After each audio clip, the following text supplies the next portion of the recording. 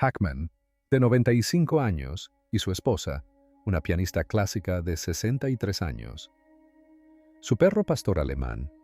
Todos ellos murieron misteriosamente esta noche. Algunos secretos se entierran en bóvedas, otros en las personas. Gene Hackman enterró el suyo a 12 metros bajo tierra en el desierto de Nuevo México, tras un muro que nadie debía encontrar, y cuando los investigadores finalmente lo hallaron, la historia desapareció en 48 horas. Tierras sombrías. Gene Hackman pasó los últimos 40 años de su vida construyendo un muro entre él y el mundo. 2 premios Oscar, uno de los rostros más reconocibles de la historia de Hollywood. Decenas de películas que definieron lo que el cine estadounidense podía ser. Luego, en 2004, se retiró. Sin entrevista de despedida, sin anunciar su último proyecto, simplemente lo archivó. Se mudó a una extensa propiedad en las afueras de Santa Fe, Nuevo México. Y esa fue la última vez que el público supo de él. La mayoría aceptó la historia sin cuestionarla. Actor cansado, retiro tranquilo, nada fuera de lo común. Pero esto es lo que esa historia nunca explicó. La propiedad que Hackman eligió no era un lugar para quienes buscan paz y tranquilidad. Era una fortaleza. Muros de piedra de 3 metros de altura rodeaban todo el perímetro. Sensores de movimiento en cada entrada. Cámaras térmicas que monitoreaban el terreno las 24 horas del día. Las puertas eran de acero reforzado, tan profundamente integradas en la arboleda que se podía conducir por la carretera que pasaba justo frente a la finca y jamás imaginar que una mansión se alzaba a unos cientos de metros.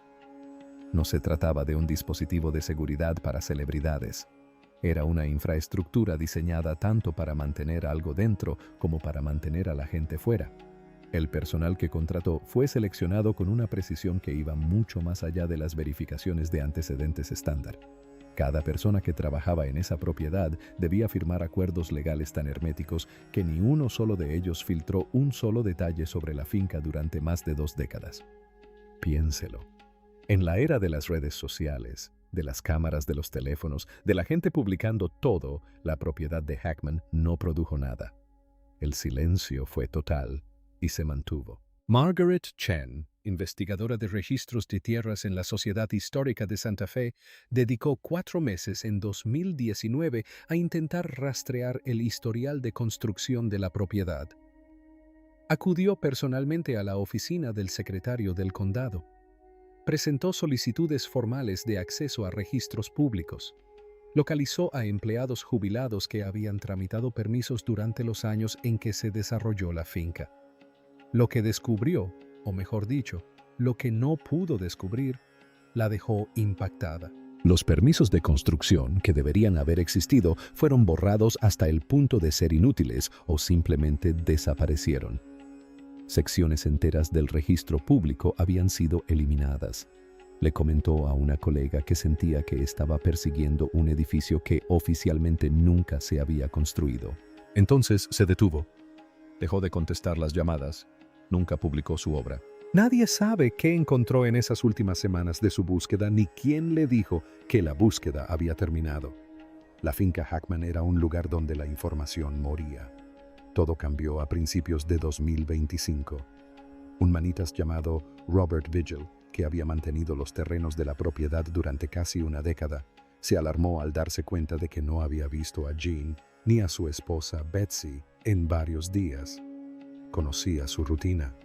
Sabía cuándo se encendían las luces y cuándo se apagaban. El patrón se había roto. Las puertas estaban cerradas. Los teléfonos no respondían. Cuando llegaron las autoridades del condado de Santa Fe, tuvieron que cortar las cerraduras para entrar. Para una propiedad que había funcionado con la disciplina de una pequeña instalación militar, el repentino silencio era ensordecedor. Los agentes entraron en la casa principal, esperando una visita de control rutinaria. Lo que encontraron no era rutinario. Gene y Betsy habían fallecido por causas naturales, pero la casa no parecía un hogar donde 2 ancianos hubieran muerto en paz. Los muebles habían sido arrastrados por los pisos de madera, dejando profundas marcas. Los libros habían sido sacados de las estanterías de la biblioteca y dejados en pilas desordenadas por el suelo, con los lomos hacia arriba, como si alguien los hubiera estado revisando rápidamente y sin cuidado. La caja fuerte del dormitorio principal estaba completamente abierta, totalmente vacía. Todo lo que Hackman había guardado tras esa puerta de acero durante décadas había desaparecido. Parecía que alguien se había movido por la casa antes de que llegaran las autoridades. No se habían tomado su tiempo para hacerlo y no habían dejado nada que pudiera revelar quiénes eran o qué buscaban. Entonces, el siguiente fragmento. Mientras buscaba huellas dactilares en la pared del fondo, un técnico forense notó algo que no debería haber estado allí. Una sección de la mampostería no coincidía. La pared circundante era uniforme, colocado con cuidado, pero había una junta tan fina que pasaría desapercibida con luz normal. Presionó una sección de la moldura contigua. La pared se deslizó hacia atrás sin hacer ruido, sin crujidos, sin resistencia. Se movió como si se hubiera usado recientemente. Detrás no había un armario ni un cuarto de servicio. Era un pasaje, una abertura enmarcada en piedra que conducía a una escalera que descendía a la oscuridad. Las luces de la casa no llegaban. El aire que subía desde abajo era frío, con olor a piedra mojada y metal viejo. Los investigadores se pararon en lo alto de la escalera y comprendieron algo de inmediato. La casa de arriba no era lo importante, era una tapadera. Lo que importaba estaba abajo. Antes de bajar por esas escaleras, si están viendo esto, ya saben que la prensa convencional enterró esta historia a las 48 horas del descubrimiento. Sin seguimiento, sin imágenes, nada. Las personas que descubren lo que realmente sucedió son las que no esperan permiso. Suscríbete ahora y haz clic en la campana, porque lo que viene a continuación es exactamente el tipo de historia que se retira antes de que termine de cargarse. Descendieron durante lo que parecieron 40 pies antes de que las escaleras terminaran en una gran cámara subterránea. La temperatura bajó a 45 grados. El aire era denso y quieto. Los haces de luz de las linternas recorrieron la habitación y aterrizaron en filas de cajas de madera. Algunas se habían podrido por completo, derramando su contenido. Sus contenidos sobre el suelo de piedra, pilas de papel, objetos metálicos sin función aparente, fotografías que parecían datar de la década de 1930.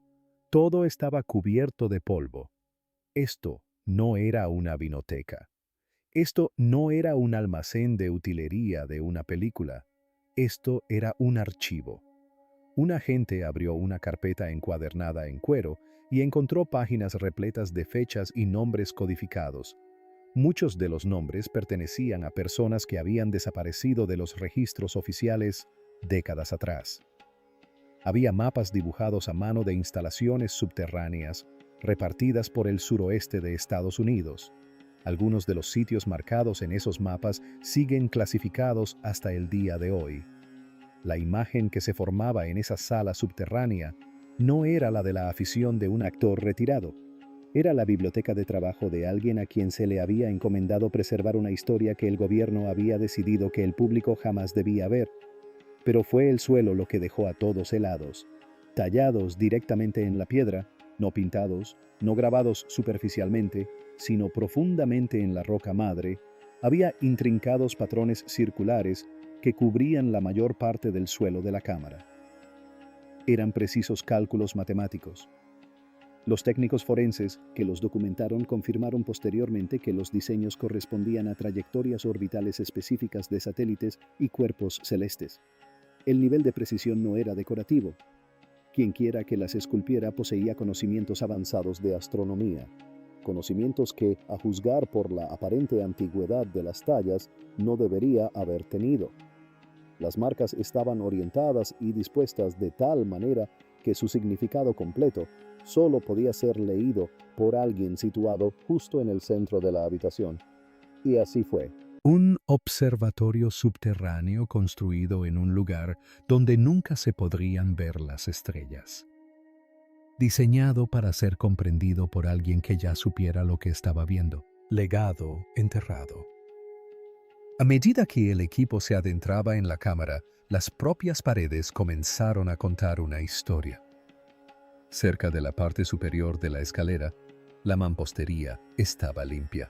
Hormigón moderno, probablemente renovado cuando Hackman compró la propiedad a mediados de la década de 1980. Pero cuanto más descendían, más antigua se volvía la construcción. El hormigón liso vertido dio paso a la piedra tallada a mano. Las marcas de los picos aún eran visibles en la pared rocosa. Trazos angulares deliberados, dejados por alguien que trabajó a mano hace mucho tiempo. Este es el detalle que lo cambia todo. Hackman no construyó este túnel. Se instaló en una propiedad que ya guardaba un secreto y dedicó los siguientes 30 años a asegurarse de que siguiera siendo así. La infraestructura subterránea del norte de Nuevo México no es un tema marginal, es historia federal documentada. Durante la Guerra Fría, el gobierno de Estados Unidos construyó cientos de búnkeres, repetidores de comunicaciones reforzados y redes de túneles por todo el estado. El Laboratorio Nacional de Los Álamos, donde se desarrolló la bomba atómica, se encuentra a poca distancia de la finca Hackman. Documentos desclasificados confirman la existencia de instalaciones subterráneas construidas bajo montículos y en las laderas de las montañas de toda la región, diseñados para proteger las operaciones gubernamentales críticas de un ataque nuclear. Muchos de estos proyectos fueron catalogados como desmantelados en las décadas de 1970 y 1980. Si realmente fueron abandonados, es una cuestión completamente diferente.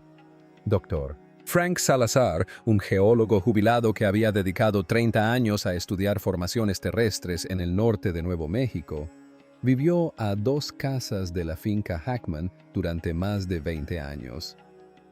Una noche, a finales de los 90, sentado en su cocina, le comentó a un vecino algo que tardaría años en tener algún significado. Dijo que el suelo tenía un pulso. Sus palabras exactas fueron que podía sentir una vibración de baja frecuencia a través del suelo de su casa a altas horas de la noche, cuando todo lo demás estaba en silencio. No era el estruendo de un camión en la carretera ni el de un avión, sino algo más profundo, rítmico, industrial. Dijo que se sentía como maquinaria pesada funcionando según un horario. Lo reportó al condado de Santa Fe en 3 ocasiones distintas. Cada vez que se registró la queja, ningún inspector acudió. Nunca se realizó ningún seguimiento. Salazar finalmente dejó de presentar informes. Poco antes de fallecer en 2021, le dijo a su vecino que siempre había creído que algo funcionaba bajo esa colina con un horario que nadie debía conocer. Dijo que no podía explicar el ritmo. Dijo que no estaba seguro de querer hacerlo. El registro oficial de servicios públicos de la propiedad no mostraba nada inusual. Ninguna anomalía en el consumo de energía, ningún consumo inexplicable en la red, lo que significa que, lo que sea que Salazar estuviera escuchando, cualquier maquinaria que funcionara con ese horario en las profundidades de una propiedad cuyas facturas de luz eran normales, funcionaba con algo que nunca se conectó a la red pública. Y nadie ha explicado jamás qué era, ni si sigue funcionando ahora. Un camino oculto. Cuanto más se adentraba el equipo de investigación en la cámara, más se revelaba la habitación. Cerca de la pared del fondo, parcialmente oculta por una estantería de madera derrumbada, encontraron un sistema de comunicación secundario, no una línea telefónica moderna, ni un cable de fibra óptica. Era un sistema cableado de circuito cerrado. Tecnología de la vieja escuela, del tipo construido en la década de 1950 para sobrevivir a un pulso electromagnético. El conducto discurría directamente a través de la cavidad del muro de piedra, ascendiendo por la estructura de la mansión y terminando, como confirmaron posteriormente los investigadores, dentro de un panel oculto tras un falso zócalo en la biblioteca de la planta superior. Alguien sentado en esa biblioteca podía comunicarse con alguien en el túnel de abajo a través de un canal que no dejaba rastro en ninguna red de telecomunicaciones. No había ningún registro en ninguna parte, ni permiso de instalación, ni historial de servicio. Estaba completamente fuera de cualquier red que se haya hecho pública. James Kowalski, un ingeniero estructural contratado por el FBI para evaluar la construcción de la cámara, permaneció de pie en el centro de la sala durante un buen rato antes de decir nada.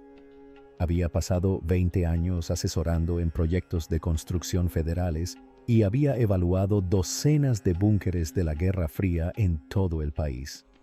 Pasó la mano por una de las vigas de soporte de acero y dijo en voz baja que el patrón de remachado coincidía con las especificaciones que solo había visto en documentos clasificados por encima de su nivel de autorización. Lo dijo claramente, de pie allí, con una linterna en la mano y a 45 grados de temperatura. Una bodega no necesita resistir una bomba capaz de destruir un búnker. La única razón para construir una habitación con esas tolerancias es si lo que hay dentro es crítico para la seguridad nacional. Luego señaló el panel de comunicaciones y preguntó quién se había encargado de su mantenimiento. Esa era la pregunta, porque este es el detalle que hace imposible descartar todo lo demás. El sistema seguía operativo, no era una reliquia ni un vestigio de una época olvidada. En funcionamiento. La energía provenía de un banco de baterías de ciclo profundo mantenidas por un cargador de mantenimiento oculto en el cuarto de máquinas de la casa, cableado con tanta precisión al sistema eléctrico existente que no aparecía en ningún esquema. Las baterías se habían cargado y reemplazado según las fechas de fabricación impresas en las unidades al menos 2 veces en los últimos 15 años. Alguien había mantenido esa línea activa, y presumiblemente alguien había estado al otro lado. Sobre un pedestal de piedra cerca del centro de la habitación, había un pequeño cilindro metálico del tamaño de una lata de refresco estándar, fundido en un metal oscuro y denso. No se veían juntas, ni tornillos, ni ninguna otra característica externa. Parecía haber sido hecho de una sola pieza. Cuando un analista forense intentó radiografiarlo, el escaneo no arrojó ninguna imagen útil. El metal era demasiado denso para penetrarlo con el equipo disponible. No coincidía con la época de construcción del túnel, no coincidía con el armamento de la Guerra Fría, no coincidía con nada de ningún catálogo al que tuviera acceso el equipo. Cada especialista que acudió a evaluar la situación salió de la sala con más preguntas de las que tenía al llegar. La línea fantasma estaba activa. Alguien la había estado usando. Ese era el hecho que nadie en la sala podía explicar. Los vecinos de la zona tenían recuerdos que ahora cobraban una importancia que nunca antes habían notado. Camiones sin distintivos llegaban a la finca en mitad de la noche 1 o 2 veces al año durante al menos una década, sin logotipos, sin marcas de ningún tipo. Los conductores nunca bajaban. Cada camión entraba en el garaje de la finca, la puerta se cerraba y pasaban horas antes de que volviera a abrirse. Los vecinos habían supuesto que se trataba de una entrega privada de obras de arte o muebles. Comportamiento excéntrico de un actor solitario. Nadie se había molestado en anotarlo. Ahora parece que esos camiones formaban parte de una operación sistemática, material que entraba y salía del túnel al amparo de la oscuridad, según un cronograma que solo tenía sentido si alguien gestionaba el inventario. Hackman no era simplemente un propietario, era un centinela. Había pasado el último tercio de su vida custodiando una puerta cuya existencia el resto del mundo había olvidado, y nunca le contó a nadie lo que había detrás, una verdad oculta. Al final de la cámara se encontraba el descubrimiento que detuvo la investigación en seco. Una puerta de hierro de 2 metros de alto y 1 metro de ancho, sin manijas en la cara exterior, sin cerraduras, sin bisagras visibles desde el interior de la cámara. Era una losa plana de hierro macizo fusionada directamente a la pared de roca en cada junta, soldada con gruesas y desiguales pasadas de soplete. No encajaba. Las soldaduras eran apresuradas y chapuceras. Todos los demás elementos del túnel se habían ejecutado con la precisión de un proyecto gubernamental profesional. Pero esas soldaduras parecían hechas a toda prisa, bajo presión, sin tiempo para hacerlo con cuidado. Alguien necesitaba sellar permanentemente lo que había al otro lado, y lo necesitaban rápido. El FBI trajo un equipo de imágenes térmicas. Los sensores arrojaron una lectura para la que nadie en la sala estaba preparado. 3 grados más caliente detrás del hierro que en la cámara. En una habitación subterránea sellada, sin fuente de calor identificada, sin ventilación activa y sin conexión eléctrica que se pudiera rastrear, el aire al otro lado de la puerta estaba 3 grados más caliente que el aire de este lado. 3 grados parece insignificante. En una habitación sellada durante años, en un desierto donde la temperatura subterránea se estabiliza por completo, 3 grados marcan la diferencia entre la vida y la muerte. No había sonido, ni vibración, ni luz visible en las juntas, solo una bolsa de calor detrás de 5 centímetros de acero macizo en una habitación que supuestamente había estado sellada durante años. Se ordenó a los agentes que se retiraran. Un equipo especializado estaba siendo enviado desde Washington. Ahí termina el registro público. Desde el descubrimiento de la puerta de hierro, el FBI no ha publicado casi nada. Ni conferencias de prensa, ni fotografías de la cámara, las cajas, el panel de comunicaciones o el cilindro metálico. Ni un solo reconocimiento de que se encontró una puerta de hierro o que se detectaron anomalías térmicas detrás de ella. En 48 horas, la investigación fue transferida de la Oficina de Campo de Santa Fe a un nivel de supervisión federal que no emite actualizaciones públicas. Los funcionarios locales que habían sido informados durante el primer día dejaron de responder las llamadas.